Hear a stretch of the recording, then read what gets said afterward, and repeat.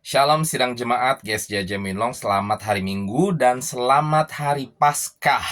Dan tentunya selamat bergabung di dalam ibadah Minggu Paskah di Jaminlong. Kita langsung saja ke firman hari ini yang saya beri judul belajar dari salib Kristus.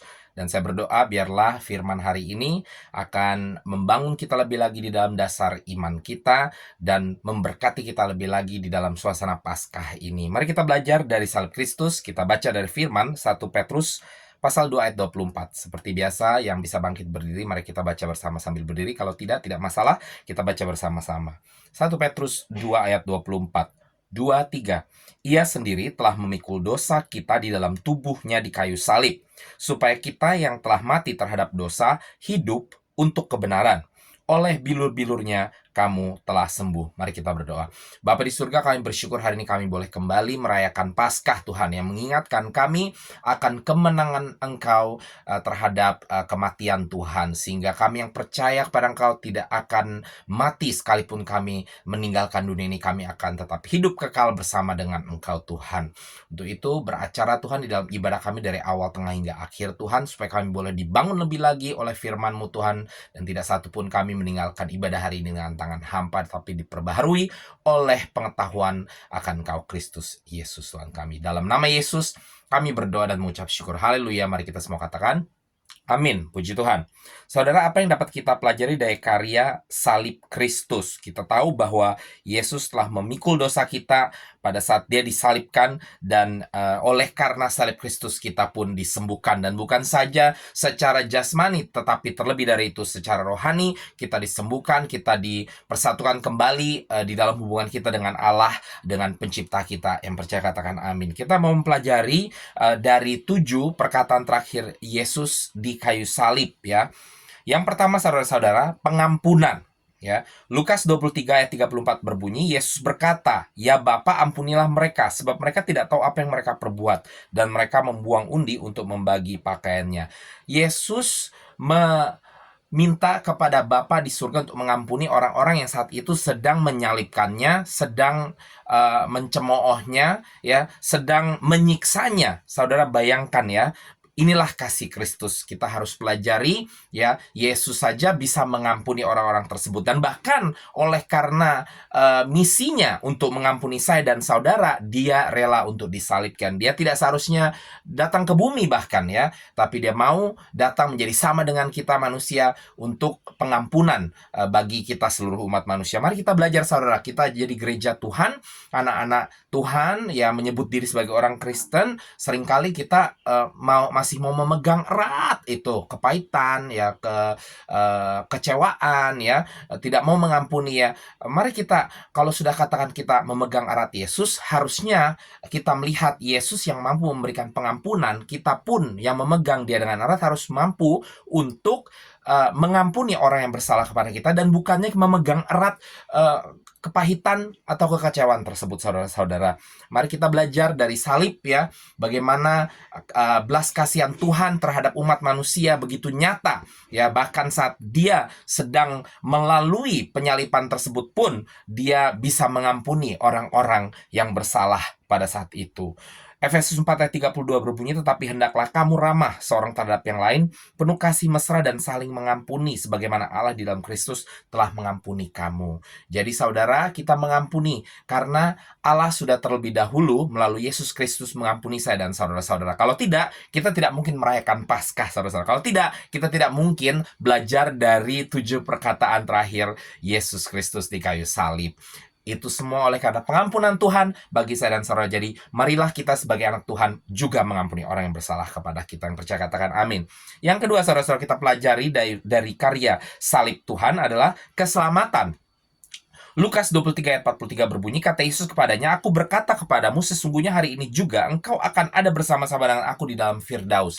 Saudara, ini terjadi pada saat 2 orang yang disalibkan bersama dengan Yesus. Yang satu bertobat, ya, berkata kepada Yesus, "Kalau engkau nanti sampai ke kerajaanmu, jangan lupa sama aku. Ingat aku, Yesus. Ingat aku, Tuhan." Dan saat itu juga Yesus katakan, "Hari ini engkau bersama dengan aku, ya, berada di Firdaus. Artinya saudara, keselamatan di dalam Kristus adalah keselamatan yang ya dan amin, ya, yang sudah pasti, yang digaransi, ya. Saudara pasti atau dijamin mendapatkannya saat saudara memegang erat Yesus, saudara-saudara. Itulah sebabnya tadi saya katakan jangan mau memegang erat kepahitan, mendingan pegang erat Yesusnya, karena saat kita pegang erat Yesusnya maka keselamatan itu ya dan amin. Sekalipun kita mati, kita tetap selamat, kita tetap hidup kekal bersama dengan Yesus Tuhan kita. Roma 6 ayat 23 berbunyi, sebab upah dosa maut, tapi karunia Allah ialah hidup kekal dalam Kristus Yesus Tuhan kita. Yohanes 11 ayat 25, Yesus berkata, akulah kebangkitan dan hidup. Barang siapa percaya kepadaku, ia akan hidup walaupun ia sudah mati. Hari ini merayakan kebangkitan Tuhan, dan itu artinya merayakan kemenangan Tuhan atas maut, sehingga tidak satu pun di antara kita yang harus melalui maut tersebut, ya. Bedakan kematian dengan maut, saudara. Maut itu artinya saudara mati, udah selesai, tidak ada apa-apa. Tetapi kematian bagi orang-orang yang percaya kepada Tuhan, yang sudah mengalahkan maut tersebut, maka kita mendapatkan celah atau jalan, ya, ke hidup kekal. Jadi justru melalui kematian itu kita akan sampai kepada kehidupan yang kekal, saudara-saudara. Itulah sebabnya, ya, kita belajar bahwa salib itu adalah karya yang begitu mahal, ya. Saudara jangan mau membuang karya tersebut dalam hidup saya dan saudara-saudara, ya, karena suamikah, karena istrikah, karena pacarkah, karena uangkah, karena posisikah kita meninggalkan Tuhan, ya. Mari saudara kita terus pegang Tuhan, ya. Mari kita terus setia kepada Tuhan, maka kita akan terus dijamin keselamatan kekal yang ada di dalam Tuhan saya dan saudara-saudara. Sama seperti penjahat tersebut, sekalipun dia tidak sempurna, dia memulainya dengan kejahatan, tetapi dia mengakhiri dengan kebaikan dan percaya kepada Tuhan, maka hari itu juga dia bersama-sama dengan Yesus. Tidak peduli saudara awalnya baik, tapi kalau pada akhirnya saudara meninggalkan Tuhan, maka saudara akan kehilangan keselamatan. Bukan karena keselamatan diambil oleh Tuhan, tetapi keselamatan itu dikhususkan kepada orang-orang yang percaya kepada Tuhan kita Yesus Kristus. Sehingga saat saudara memulai dengan baik, tetapi mengakhiri hidup saudara dengan tidak bersama dengan Tuhan, maka keselamatan tidak akan ada bersama dengan saudara. Tetapi seperti orang jahat di samping Yesus tersebut, yang mengawali kehidupannya dengan kejahatan, tapi mengakhirinya dengan bersama dengan Yesus, memilih untuk ikut dengan Yesus, maka dia pun hari itu bersama-sama dengan Yesus di Firdaus. Yang percaya katakan amin. Yang ketiga, saudara-saudara, yang kita bisa pelajari dari karya salib Tuhan, yaitu kasih. Yohanes 19 ayat 26 sampai 27 berbunyi, ketika Yesus melihat ibunya dan murid yang dikasihinya di sampingnya, berkatalah ia kepada ibunya. Ini perkataan Yesus yang ketiga di kayu salib, ya. Ibu, inilah anakmu. Kemudian katanya kepada muridnya, inilah ibumu. Dan sejak saat itu murid itu menerima dia di dalam rumahnya. Saudara, ini mengajarkan kasih kepada saya dan saudara. Pertama, kita belajar bahwa Yesus begitu mengasihi dan saya dan saudara, ya. Karya salib harus mengingatkan saya dan saudara kepada kasih Kristus yang begitu luar biasa, yang mau turun dari surga untuk disalibkan, mati bagi saya dan saudara-saudara. Sekalipun dia bangkit, ya, mengalahkan maut, tapi dia tetap di dalam daging manusianya harus melalui maut tersebut, saudara-saudara. Yesus lakukan itu semua karena dia begitu mengasihi saya dan saudara. Yohanes 15 ayat 13 berbunyi, tidak ada kasih yang lebih besar daripada kasih seorang yang memberikan nyawanya untuk sahabat-sahabatnya, dan itulah Tuhan kita Yesus Kristus memberikan nyawanya bagi saya dan saudara-saudara. Dan kasih kedua yang kita bisa pelajari dari karya salib ini adalah kasih dalam hal mengasihi sesama kita, ya, hubungan atau relationship, saudara-saudara. Tuhan mengatakan kepada ibunya, ya, Maria, ya, pada saat itu, ya, ibu, inilah anakmu, kepada murid-muridnya. Lalu murid-muridnya dia katakan juga, inilah ibumu. Artinya kalian harus saling treat satu dengan yang lain, ya, sebagai satu saudara, ya. Ini walaupun bukan ibu kandungmu, tapi anggaplah ini ibumu. Ini bukan anak kandungmu, tapi anggaplah ini anak kandungmu. Inilah esensi daripada kekristenan, saudara-saudara, ya. Kita tetap punya ibu kandung kita, saudara kandung kita, tetapi pada saat kita satu saudara di dalam Tuhan, kita saling mengasihi, saudara-saudara. Jadi Tuhan mengajak untuk gereja Tuhan untuk saling mengasihi, ya, saling menolong satu yang lain. Yohanes 13 ayat 34 berbunyi, aku memberikan perintah baru kepadamu, yaitu supaya kamu saling mengasihi, sama seperti aku telah mengasihi kamu, demikian pula kamu harus saling mengasihi, ya. Jadi dari mempelajari kasih Kristus tersebut yang mengasihi saya dan saudara, dikatakan di sini kita juga perlu mengasihi satu dengan yang lainnya. Mari saudara, kita belajar dari salib Kristus, dari kasih yang kita lihat di saat Yesus salibkan tersebut, untuk kita terapkan dalam kehidupan kita sehari-hari untuk saling mengasihi satu dengan yang lainnya. Tentunya terkhusus sidang jemaat Tuhan, gereja Tuhan sendiri, tapi kemudian juga dengan kasih yang sama seperti Yesus, ya, mengasihi orang-orang yang berdosa, mari kita juga mengasihi orang-orang lain di sekeliling kita. Hal yang keempat yang kita pelajari dari karya salib Kristus, terkhusus dari perkataan terakhir Yesus, perkataan yang keempat ya, yaitu berbicara tentang penderitaan atau pergumulan. Yohanes 19 ayat 28 berbunyi, sesudah itu karena Yesus tahu bahwa segala sesuatu telah selesai, berkatalah dia, supaya genaplah yang ada tertulis dalam kitab suci. Dia berkata, aku haus. Ya, ini melambangkan penderitaan atau pergumulan ya. Ya, mungkin bukan cuman saat dia haus saja. Pergumulan itu sudah dimulai tentunya dari dia waktu dia betray ya, atau dikhianati oleh Yudas ya. Rasanya tuh pasti kan sakitnya tuh di sini ya, namanya pengikutnya mengkhianati, rasanya pasti tidak enak. Tapi itu hanya permulaan saja. Lalu dia juga disangkal oleh Petrus, saudara-saudara ya. Lalu dia harus melalui cambukan ya, siksaan ya, ditaruh mahkota duri, saudara-saudara, lalu disalibkan, dicemooh dan lain sebagainya. Dan yang terakhir dia katakan, aku haus. Di tengah dia disiksa, di tengah dia penderitaannya tersebut, dia juga masih terus harus bergumul dengan rasa haus, saudara-saudara. Dan ini melambangkan sesuatu yang normal dalam kehidupan saya dan saudara ya. Ada begitu banyak pergumulan, penderitaan yang memang harus kita lalui. Tapi yang kita harus lihat adalah akhir dari pergumulan tersebut. Sama seperti Yesus ya, setelah dia disalibkan, dia mati, tapi kemudian di hari ketiga dia bangkit kembali. Dan hari ini kita merayakannya, saudara-saudara, melambangkan bahwa apapun pergumulan yang dia lalui saat itu ya, tidak sebanding dengan hasil yang didapatkan, bagaimana dia bangkit dan telah mengalahkan maut, dan oleh karenanya seluruh umat manusia juga ikut diselamatkan, saudara. Yesaya 53 ayat 5 berbunyi, tetapi dia tertikam oleh karena pemberontakan kita, dia diremukkan oleh karena kejahatan kita, ganjaran yang mendatangkan keselamatan bagi kita ditimpakan kepadanya. Jadi Yesus tidak berdosa, tapi dia harus menanggung semua dosa kita, dan oleh bilur-bilurnya kita menjadi sembuh, saudara. Ini hasil akhirnya. Tuhan melalui semua itu karena dia tahu bahwa hasil akhirnya adalah begitu baik bagi saya dan saudara-saudara. Mari kita belajar dalam kehidupan segala macam pergumulan yang harus kita hadapi. Jangan kita hanya mau bersungut-sungut dengan apa yang harus kita lalui, tapi mari kita belajar untuk melihat ke depannya, apa yang akan kita dapatkan pada saat ke depannya nanti. Yang namanya belajar tuh nggak enak, capek, harus bangun pagi, banyak PR dan lain sebagainya. Tetapi belajar melihat ke depan bahwa setelah kita selesai sekolah, kita menjadi lebih pandai, kita mungkin bisa dapat pekerjaan yang lebih baik ya. Bekerja di luar negeri itu nggak enak, saudara-saudara, capek, jauh dari keluarga ya. Tapi apalah daya kalau kita tidak punya kapasitas lain, kapasitas hanya untuk bekerja di luar negeri, tidak masalah. Kita setia dengan itu, kita lihat ke masa depan bahwa pada saat kita balik nanti, kita sudah punya simpanan masa tua, sudah punya rumah, mungkin punya apalagi yang lain, saudara-saudara, dan boleh dipersatukan kembali dengan keluarga ya. Mari kita belajar untuk melihat hasil akhir. Kita menjalani kehidupan sebagai Kristen juga nggak gampang, saudara. Ini nggak boleh, itu nggak boleh, ini nggak boleh. Tetapi ini tidak sebanding dengan kehidupan kekal nanti yang kita akan dapatkan bersama dengan Tuhan kita Yesus Kristus ya. Pergumulan apapun dalam kehidupan itu adalah bagian dari hidup ya, saudara-saudara. Tetapi itu tidak akan tetap. Pasti ada waktunya, saat itu selesai, dan kita akan mendapatkan kemenangan demi kemenangan dari Tuhan. Roma 5 ayat 3-4 berbunyi, bukan hanya itu saja, kita malah bermegah juga dalam kesengsaraan kita, karena kita tahu bahwa kesengsaraan itu menimbulkan ketekunan, dan ketekunan menimbulkan tahan uji, dan tahan uji menimbulkan pengharapan.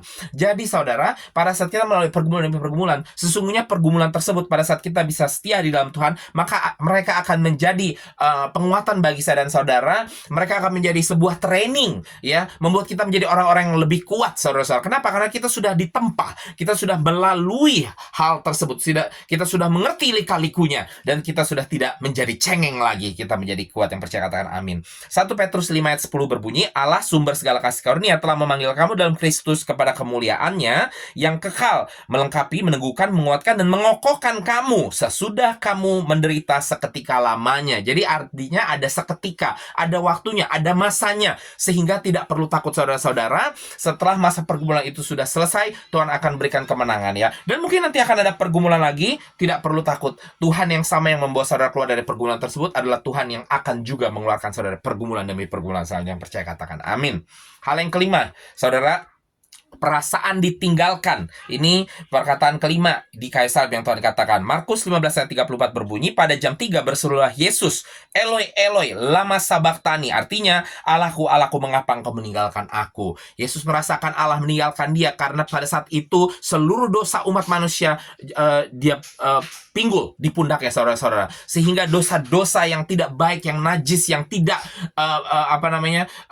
compatible ya, tidak sejajar, tidak sesuai dengan keinginan keilahian Allah, dengan kesucian Tuhan ya, kekudusan Allah ya, ada di dalam tubuh Kristus saat itu ya, sehingga hadirat Tuhan begitu jauh, karena hadirat Tuhan begitu kudus, begitu suci, tidak ada bersama-sama dengan tubuh yang begitu penuh dengan dosa, saudara-saudara ya. Jadi bukan Allah sungguh-sungguh meninggalkan Yesus, saya percaya, tetapi karena kenistaan atau dosa-dosa yang bertumpuk di situ, sehingga kekudusan Tuhan tidak bisa ada bersama-sama dengan itu, karena tidak kompatibel, saudara-saudara ya. Saat itu kita tahu karena Yesus memang dalam misinya ya, dia tidak berdosa tapi dia menanggung seluruh dosa manusia, di dalam misi untuk menyelamatkan manusia, harus mengalahkan dosa-dosa tersebut di dalam alam maut, saudara-saudara ya. Dan Yesus bukan satu-satunya yang merasa ditinggalkan saat dosa mengelilingi, menyelubungi ya. Bedanya Yesus tidak melakukan dosa tersebut, tetapi dosa-dosa tersebut menyelubungi dia. Ya, orang-orang seperti Daud ya, yang memang melakukan dosa, dan seringkali memang dosa menyelubungi dia karena mereka melakukannya ya. Samson juga sama ya, saat dia tidak mengindahkan apa yang Tuhan katakan ya, tidak berhati-hati ya dengan apa instruksi dari Tuhan ya, maka mereka pun berdua merasakan ditinggalkan oleh hadirat Tuhan. Dikatakan Mazmur 22 ya, Daud berkata, Allahku, Allahku, mengapa engkau meninggalkan aku? Aku berseru tetapi engkau tetap jauh dan tidak menolong aku. Allahku, aku berseru-seru pada waktu siang tetapi engkau tidak menjawab, dan pada waktu malam tetapi tidak juga aku tenang ya. Jadi seakan-akan Tuhan tidak menjawab. Lalu di dalam hidup Samson, Hakim 16:20 berbunyi, orang Filistin menyergap engkau Simson, maka terjagalah ia dari tidurnya, serta katanya, seperti yang sudah-sudah aku akan bebas dan akan meronta lepas. Simson kira dia masih kuat saat itu, tetapi kemudian dia tahu bahwa Tuhan telah meninggalkan dia ya. Jadi kekuatan yang dia miliki sebelumnya sudah tidak ada lagi bersama dia, dan akhirnya Simson juga ditangkap, saudara-saudara. Nah, saudara, kita pelajari dari hal ini, Yesus merasakan hadirat Tuhan jauh dari dia pada saat dosa manusia ditanggung olehnya, dipikul olehnya. Lalu Daud merasakan hadirat Tuhan jauh dari dia saat dirinya mendapati dirinya jatuh lagi ke dalam dosa demi dosa, dan sekali-sekali waktu dia merasakan Tuhan jauh dari dia. Dan Simson secara khusus juga ya, dia hadirat atau urapan Allah yang muncul dalam bentuk kekuatan tersebut menjadi hilang atau jauh darinya karena dia keluar dari instruksi yang Tuhan berikan. Artinya melanggar apa yang Tuhan katakan. Tuhan, mari kita belajar dalam kehidupan kita saat kita merasa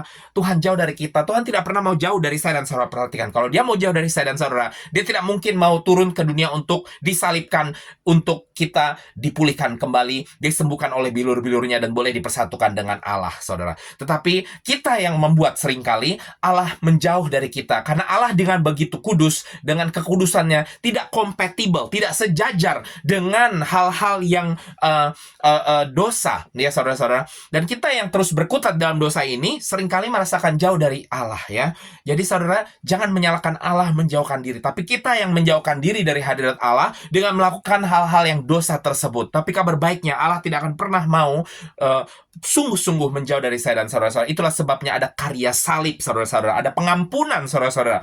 Jadi mari saudara, saat kita merasa ditinggalkan, merasa hadirat Allah begitu jauh ya, mari kita melihat kembali apa yang sudah kita lakukan, dan mari kita bertobat, kita berdoa kembali, Tuhan pulihkan saya, Tuhan layakkan saya kembali. Tuhan pasti datang dan Tuhan akan bersama-sama dengan saya dan saudara kembali. Yang percaya katakan amin. Hal yang keenam, saudara-saudara, berbicara tentang kemenangan. Yohanes 19:30 berbunyi, sesudah Yesus meminum anggur asam itu, berkatalah ia, sudah selesai. Ini perkataan ke-6 Tuhan. Dia katakan sudah selesai ya. Kenapa katakan sudah selesai? Karena Yesus datang untuk misinya menyelamatkan manusia, dan pada saat dia benar-benar mati ya, ini kan dia sudah mau mati. Jadi artinya dia sudah mau selesai, dia sudah tahu ini. Itu artinya misi sudah selesai. Karena pintu untuk masuk ke alam maut sudah terbuka, dan dia sudah siap untuk mengalahkan maut tersebut ya. Artinya keselamatan yang tadi kita katakan ya dan amin tersebut sudah ada di ambang pintu, dan dia sudah melihatnya bahwa saya akan masuk dan mengalahkan maut, dan umat manusia akan diselamatkan. Inilah kemenangan Tuhan, saudara-saudara. 1 Korintus 15:57 berbunyi, tetapi syukur kepada Allah yang telah memberikan kepada kita kemenangan oleh Yesus Kristus Tuhan kita. Mazmur 108:13, berikanlah kepada kami pertolongan terhadap lawan, sebab sia-sia penyelamatan dari manusia. Dengan Allah akan kita lakukan perbuatan-perbuatan gagah perkasa, sebab ia sendiri akan menginjak-injak para lawan kita. Jadi saudara, Allah, saya dan saudara sendiri yang akan mengalahkan musuh-musuh kita, sebagaimana dia telah mengalahkan maut pada saat kita bersama dengan Yesus. Kita kita tetap memegang salib Kristus, bukan di tangan, bukan cuma sekedar di rantai leher, ya, tetapi di dalam hati, dalam hidup kita, dalam perlakuan kita, kelakuan kita. Maka saudara, kemenangan yang Tuhan dapatkan pada saat dia melawan maut juga diberikan kepada saya dan saudara, mengalahkan apapun yang harus kita hadapi dalam kehidupan, termasuk pergumulan demi pergumulan. Yang percaya katakan amin. Hal yang terakhir saudara-saudara yang kita pelajari dari karya salib, yaitu apa yang dikatakan terakhir oleh Yesus sebelum dia mati di kayu salib. Lukas 23 ayat 46, dia mengatakan, "Ya Bapa, ke dalam tanganmu kuserahkan nyawaku."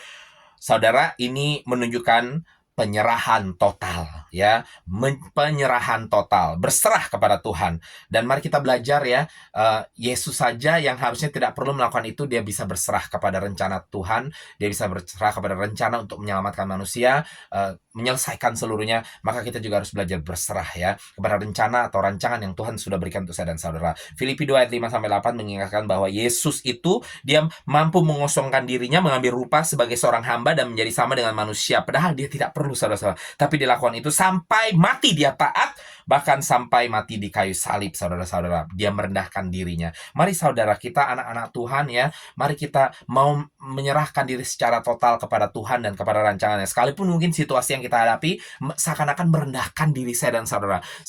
Sudahkah saudara rasakan seperti Yesus? Tuhan lu, dia lu direndahkan seperti itu. Kita bukan Tuhan, kita bukan siapa-siapa, saudara-saudara. Tapi oleh karena Tuhan yang direndahkan, saya dan saudara ditinggikan. Mari saudara, kalau sekali-sekali kita merasa di dunia ini direndahkan sedikit, tidak masalah, saudara-saudara. Karena saudara, mari kita terus belajar untuk berserah kepada rancangan Tuhan. Sebab rancangan tersebut yang akan membawa kita kepada kekekalan nanti. Yang percaya katakan amin. Yakobus 4 ayat 7 berbunyi, "Tunduk kepada Allah, lawanlah iblis, maka dia akan lari padamu." Jadi saudara, saat kita submit atau kita tunduk kepada Allah, kita berserah penuh kepada Tuhan, maka Tuhan yang akan menolong, menjaga, dan mengalahkan iblis di dalam kehidupan kita. Yohanes 1 ayat 5 berbunyi, "Terang itu bercahaya di dalam kegelapan, dan kegelapan itu tidak menguasai." Jadi jangan pernah takut dengan kegelapan, saudara-saudara. Kita tidak boleh hidup dalam kegelapan, kita tidak boleh menyambut kegelapan, tetapi jangan pernah takut terhadap kegelapan. Karena justru karena kegelapanlah kita dapat melihat terang tersebut. Bahkan Yesus, terang tersebut, telah masuk ke dalam kegelapan, mengalahkan alam maut, sehingga terang yang abadi boleh menerangi seluruh umat manusia yang percaya kepada Dia. Haleluya, saya harap ini menjadi berkat bagi saya dan saudara-saudara. Sekali lagi, selamat Paskah. Mari kita rayakan kebangkitan Tuhan kita, kemenangan Tuhan kita atas maut dan atas dosa-dosa manusia. Dan mari kita rayakan karya salib yang membawa kita kepada keselamatan dan kehidupan yang kekal tersebut. Haleluya, shalom, selamat hari Minggu.